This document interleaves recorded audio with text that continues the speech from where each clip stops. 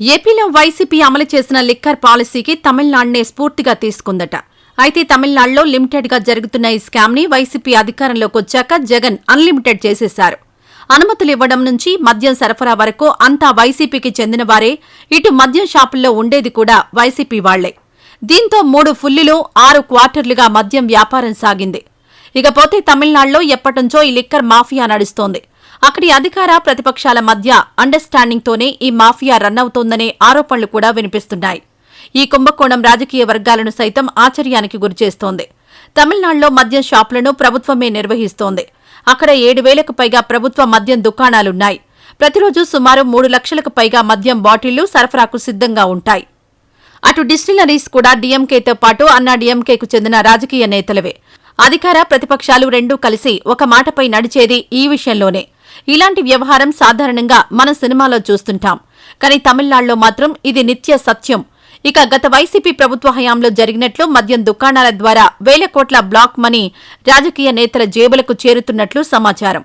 అయితే తమిళనాడులో ఇప్పటివరకు 2 పార్టీలు మాత్రమే అధికారాన్ని పంచుకుంటూ వస్తున్నాయి. అయితే డీఎంకే లేకుంటే అన్నా డీఎంకే ఈ 2 పార్టీలే అక్కడ అధికారంలో ఉండేవి. దీంతో ఏ పార్టీ అధికారంలో ఉన్నా కూడా ఈ స్కామ్ బయటకు రాలేదు. ఇప్పుడు ఈ స్కామ్ను బీజేపీ బయటపెట్టింది. ఇక ఈ స్కామ్ను చూసి ఏపీ జనాలు మరోసారి వైసీపీ పాలనను గుర్తు చేసుకుంటున్నారు. గతంలో ఏపీలో జగన్ అధికారంలోకి రాగానే మద్యంపై కొత్త పాలసీని తీసుకొచ్చారు. ప్రైవేటుకు బదులు ప్రభుత్వమే మద్యం దుకాణాలు నిర్వహించే విధానాన్ని అమలు చేశారు. ఇకపోతే మద్యం సరఫరాదారులు కూడా వైసీపీకి చెందిన నేతలే కావడం ఇక్కడ కొసమెరుపు. మరోవైపు జగన్ ఏపీని పరిపాలించినంత వరకు కూడా రాష్ట్రంలో కొత్త డిస్టిలరీలకు అనుమతి ఇవ్వలేదని, అవన్నీ టీడీపీ హయాంలో ఏర్పాటు చేసినవే అని వైసీపీ నేతలు ప్రచారం చేశారు. కానీ ఉన్న డిస్టిలరీలు అన్నింటినీ వైసీపీ నేతలు తమ నియంత్రణలోకి తీసుకున్నారు. వాటి ద్వారానే దుకాణాలకు మద్యం సరఫరా చేసేవారు. అప్పట్లో కేవలం జే బ్రాండ్స్ మాత్రమే దొరికేవి. ఇతర బ్రాండ్స్ అన్నింటినీ నిషేధించారు.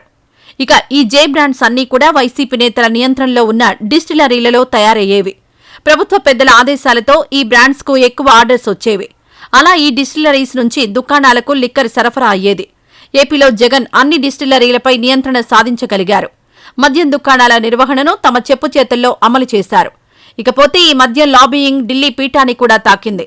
ఢిల్లీలో ఆప్ సర్కార్ అధికారంలో ఉన్నప్పుడు ఇప్పుడు జరిగిన లిక్కర్ స్కామ్ దేశవ్యాప్తంగా సంచలనం సృష్టించింది. ఈ కేసులో చాలా మంది పెద్ద తలకాయలు తీహార్లో జైలు జీవితం కూడా గడిపారు. అయితే ఢిల్లీ లిక్కర్ స్కామ్ కు ఏపీలో బీజం పడిందనే టాక్ వినిపిస్తోంది. ఢిల్లీలో ఏపీలో ఉన్నట్టు డిస్టిలరీలు లేవు. అందుకని ఏపీ మద్యం సరఫరాదారులు అక్కడ ఓ స్కామ్ కు స్కెచ్ గీశారు. ఏపీలో తయారైన మద్యాన్ని ఇక్కడ డిస్టిలరీస్ నుంచి ఢిల్లీ సరఫరా చేసి కోట్లు దండుకోవచ్చని ప్లాన్ వేశారు. కానీ ఆ స్కామ్ బయటపడ్డంతో కేజ్రీవాల్ మాజీ ముఖ్యమంత్రి అయ్యారు. గత అసెంబ్లీ ఎన్నికల్లో దారుణంగా ఓటమి పాలయ్యారు.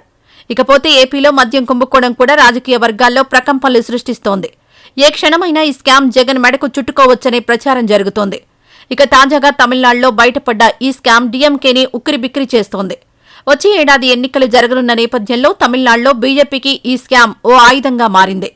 మరి ఈ లిక్కర్ స్కామ్ ఎఫెక్ట్ డీఎంకేని అధికారానికి దూరం చేస్తుందా, బీజేపీ బలపడేందుకు ఉపయోగపడుతుందా అనేది వేచి చూడాలి. మరి ఈ వీడియో నచ్చితే లైక్ చేయండి. అలాగే మా ఛానల్ ని ఫస్ట్ టైం కనుక చూస్తున్నట్టయితే ఇప్పుడే సబ్స్క్రైబ్ చేసుకుని పక్కనే ఉన్న గంట సింబల్ ని యాక్టివేట్ చేసుకోండి. అప్పుడే మేము పెట్టే ప్రతి వీడియో మీకు నోటిఫికేషన్ గా వస్తుంది. అలాగే ఈ వీడియో పూర్తిగా చూసినందుకు ధన్యవాదాలు.